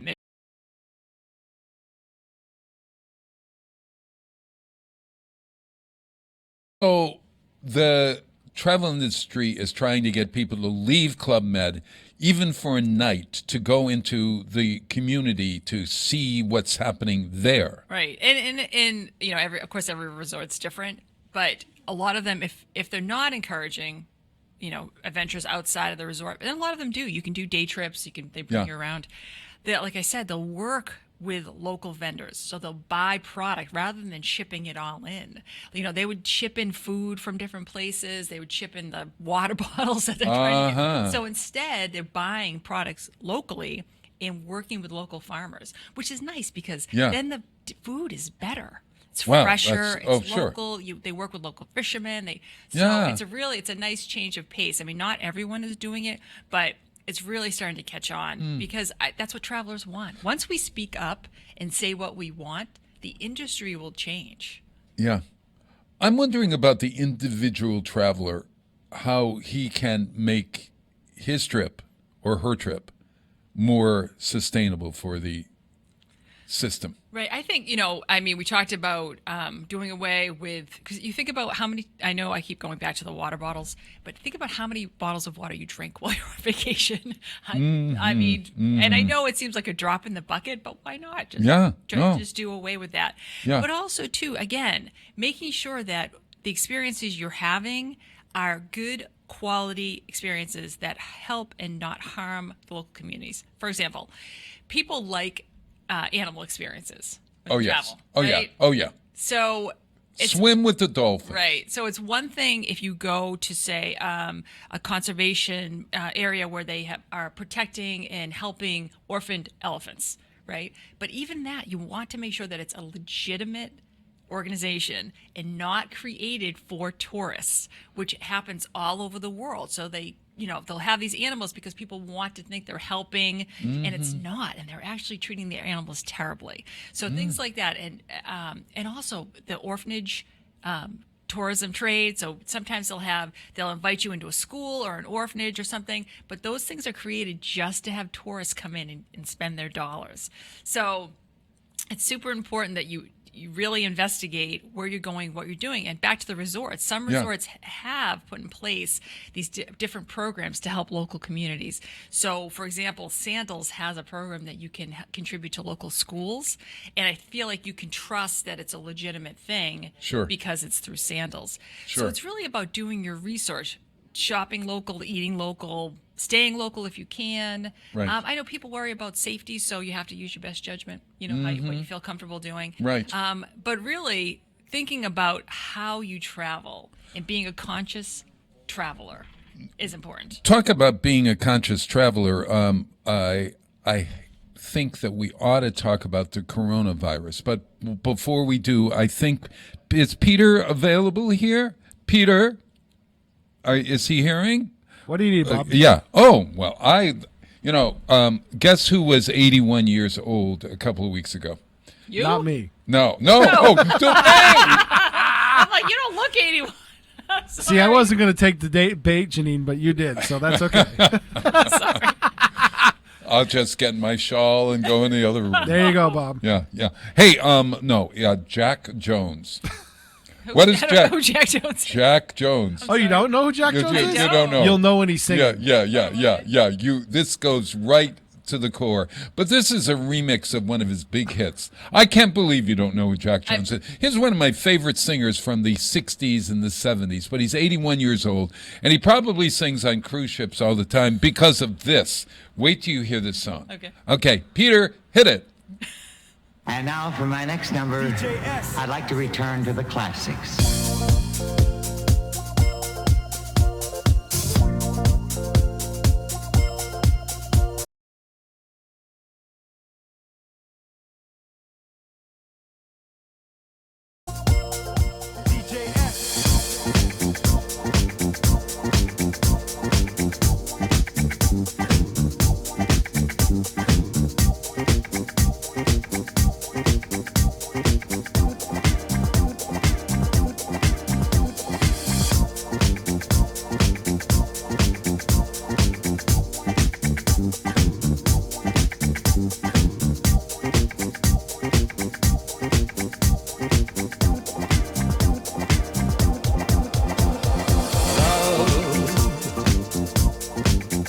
Exciting and new.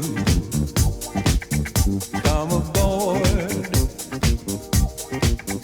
We're expecting you. And love, life's sweetest reward.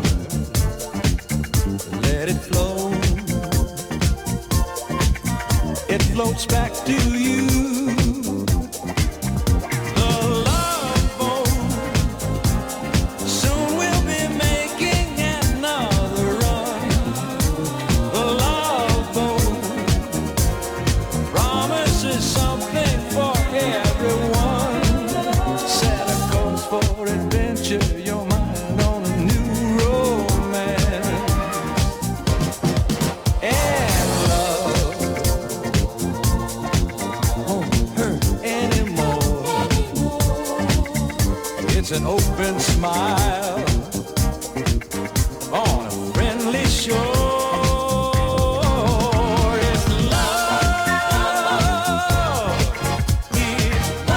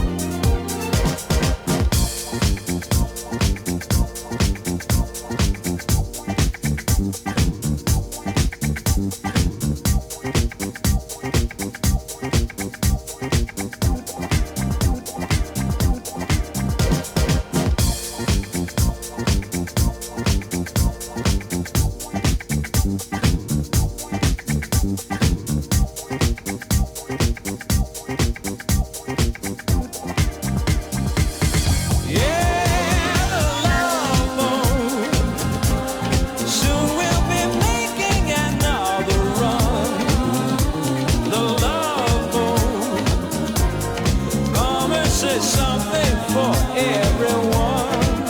Santa Claus for adventure, your mind on a new romance. And love won't hurt anymore. It's an open smile on a friendly shore.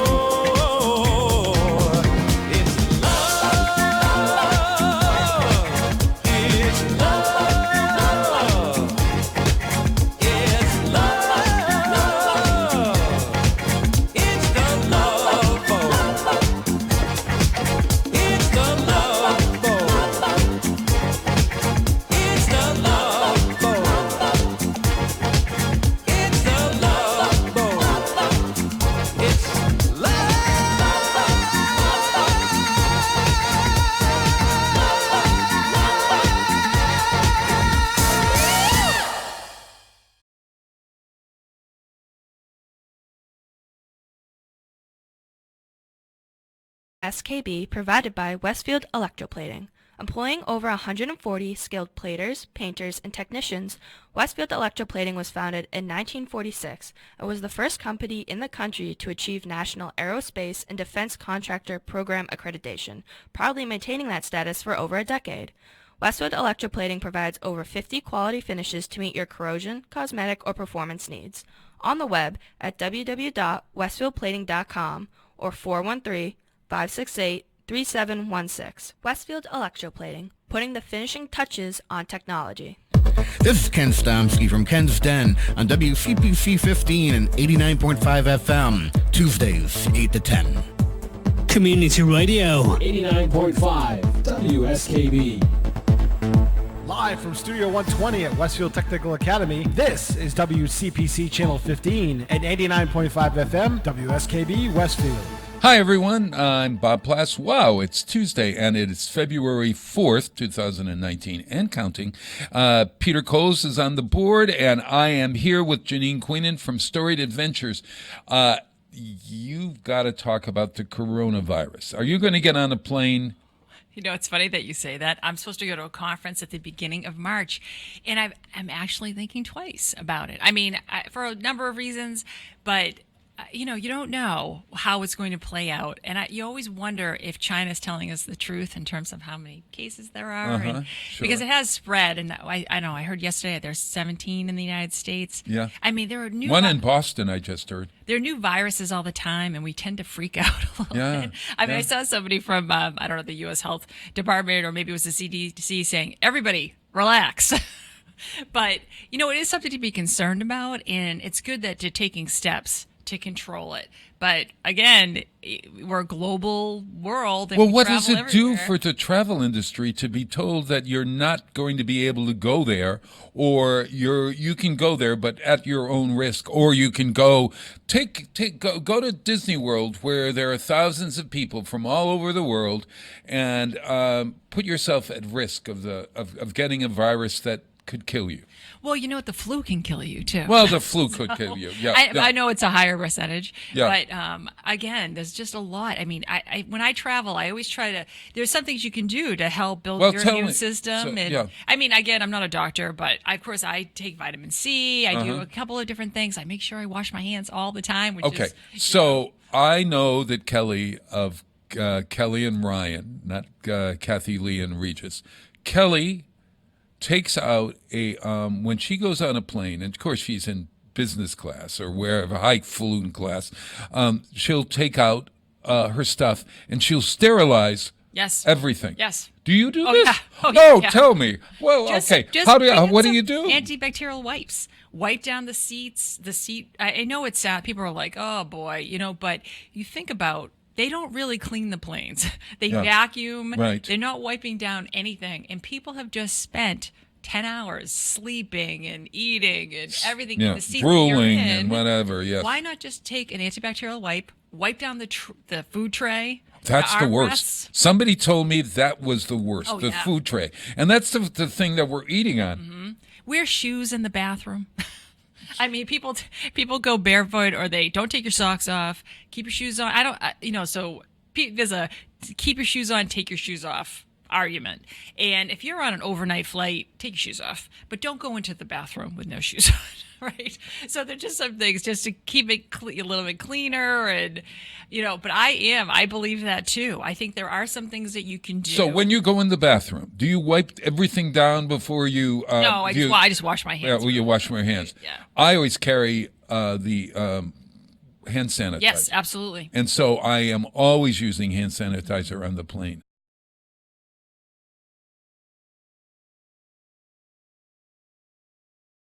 The mask.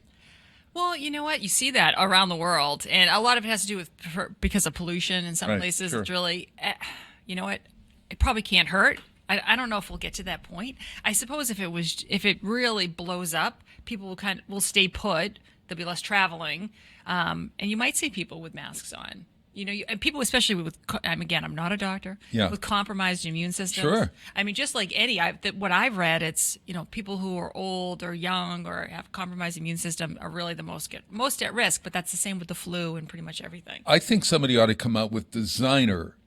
If you wore design, then people wouldn't look askance at you like, who the heck are you worried? Why are you, I mean, don't you, that's the first thing people's minds, go to is, wow, that is a really anxious person. Let me get him on but you don't know. They could could have cancer. They could, there could be 1,000 things, for whatever reason. I'm always of the theory that the stewardesses and the stewards on the plane, you don't call them stewardesses any longer. Flight attendants. Flight attendants, excuse me. I'm from 1942. Pan Am. Pan Am. Look, I think that when people are sneezing and coughing on a plane, that the flight attendants have the right to give you a face mask. Oh, that's interesting. Wouldn't that be a good idea? It would be a good idea, and you wonder how they keep healthy. Yeah, I know. I said really? Planes are filthy. Plus, the air is recirculated. Sure. And, it's just you think about how big planes are. You can be on a plane with 200 people, all breathing, and not to sound paranoid, but it's a dirty place, and if you're going to get sick traveling, it's most likely from the plane. Gosh, I can guarantee that a week after I have a trip, that's either I'm going to come home with that or a week later, I'm going to get sick. Right. And I take that emergency, and I take airborne, and it probably doesn't do anything, but hey, it can't hurt. Hey, I was looking at etiquette on a plane. Peter and I were talking about this earlier, and I love this thing that I found on. This is a magazine about drinking or something. I can't even remember the. You can Google it. It's something called 10 Tips about etiquette. But apparently, British Air did a survey, huh? Yeah, it's funny. You see this every once in a while. Yeah, and so. Think about planes. First of all, you're super close to other people, and there's also a nervousness. So some people are nervous. Some people claustrophobic, and you're stuck with these people for so long, and how you're supposed to behave. So there's a lot of arguments in terms of putting your seat back, which I hate when people put seat backs. I don't know why. You don't want to put this. No, you don't want to. You never put your seat back. No, I don't. I never do because the space between the seat in front of you and your body is called the pitch. And airlines have decreased the pitch to put more seats in. So back in the day, it would be more like a Comfort Plus, if you've ever flown Comfort Plus. Sure. That's how much space there'd be. But now it's not like that. So I think they should do away with the reclining seats completely because you think about air rage and all that. Right. There's nothing worse than having somebody in your lap. Right? So people put their seat back. It makes people angry. You can't open your tray. You can't watch your So do you TV. have the right then to say to the person that is in front of you, hey, I'm eating here? You probably could, but I don't know. What do you do? Yeah, very interesting. Yes. How about climbing over? This is always the thing. I always go, oh my God, I have to climb over, and I go to the bathroom 3 times on a flight, maybe 4 if it's a 7-hour.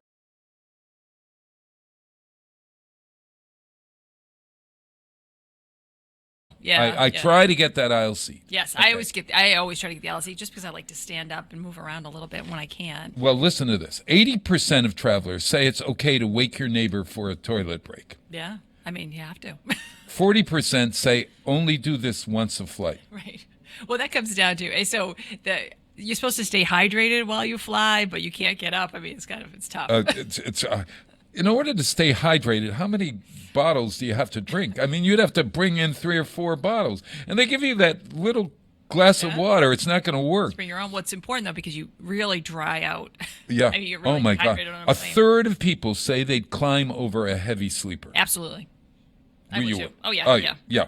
According to 54%, the etiquette for climbing over a neighbor when you can't wake them is face to face. Oh, that's interesting. What does that mean? I couldn't figure. You're not putting your behind in someone's face, I guess. But if they're asleep, what difference does it make? Well, if they woke while I was, I mean, like, that's a pretty scary sight. Could be a scary sight. How about you said something about shoes? Okay. Is it okay 59% say it's okay to remove your shoes? See, I think it's okay if you're on a long flight, especially if you have to sleep. But don't walk around the cabin with no shoes on. I just think, you know what I saw once? I saw someone clipping their toenails once on a plane. I will never forget that. Oh, no. Yes. No. I would say bring a pair of slippers. Yes, bring slippers. But also, what if indeed you haven't had a chance to wash, or you have what I call the stinky feet? Oh, true. That could be a problem. You're right. 87% say it's a no-no to remove your socks. Yes, don't remove your socks. Yeah, no Americans are less likely to think removing shoes is okay. 60% say it's not okay. Right. Brits, a good point if you have smelly feet. 60% say it's okay. Brits, 78% say it's okay. I don't think it's okay. I really don't think. How about this arm wrestling thing? I know that's tough, especially the middle the seat. armrest. Yeah. Which do you choose? I know. If you sit in the middle seat, which is your armrest? I never sit in the middle seat. Unless there is some catastrophe and I'm stuck with the middle seat, I do everything in my power to make sure I'm not. So here's the etiquette.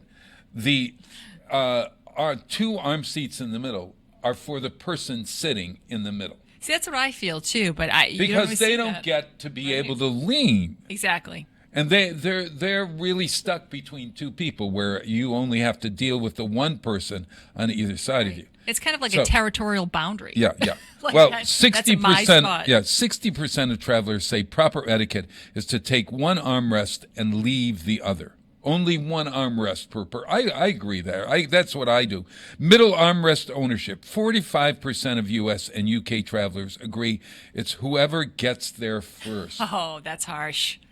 Oh, French travelers are nearly 2 times as likely to avoid the armrest. I don't really. that's So strange. thinking back to the times that I've been stuck in the middle, I don't really remember using it for anything. Well, how about just? Would you feel offended if I was sitting in the center of you and I took down the armrest so there was no division? Yes, no, I would not like that at You all. wouldn't like that, so I could snuggle up when I'm sleeping. I would not like that at all. Oh gosh, do you bring your own pillow when you're traveling? Sometimes I'll bring the neck. The neck thing. pillow. And know what I saw? And I haven't tried this yet. Yeah. They have these new hammocks. Have you seen that? Head hammocks? No. Which I think is a brilliant idea, especially is if you have an overnight. Because what wakes you up? The head bob. The sudden head Oh, jerk, oh right? yes. Oh yeah. But it holds you. Attach it to the seat, and it goes under your chin, and it holds your head up. So you don't Sort have of like a you've twitch. had whiplash? Well, yeah, maybe. It is. It is like a little.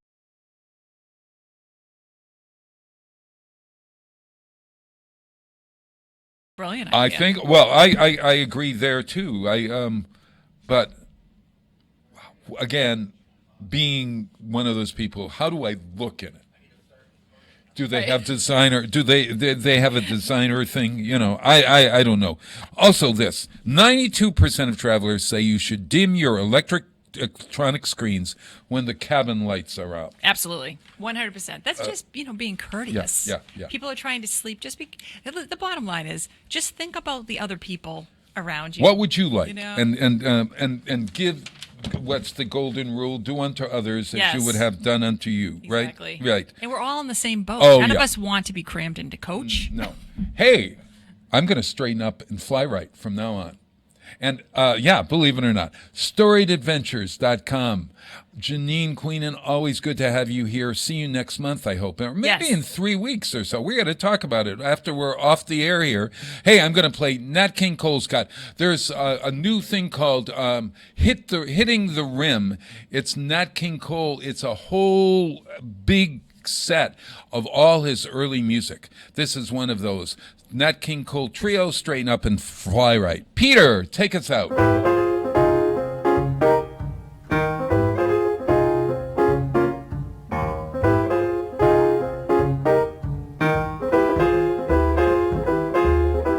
A buzzer took a monkey for a ride in the air.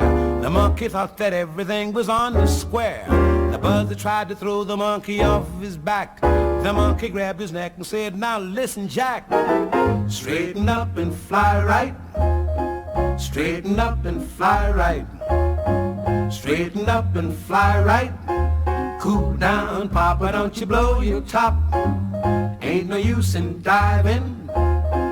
What's the use of jiving? Straighten up and fly right. Cool down, Papa, don't you blow your top." The buzzer told the monkey, "You are choking me. Release your hold and I will set you free." The monkey looked the buzzer right dead in the eye and said, "Your story's so touching, but it sounds just like a lie. Straighten up and fly right. Straighten up and stay right. Straighten up and fly right.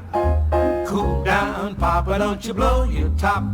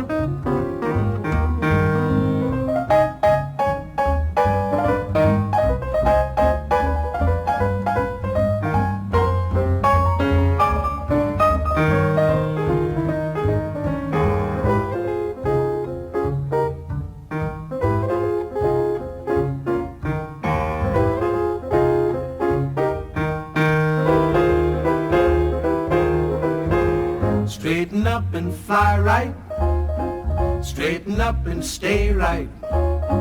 Straighten up and fly right. Cool down, Papa, don't you blow your top. Fly right. Support for the community programming of WSKB is provided by Bay State Dental. Comprehensive dentistry at 14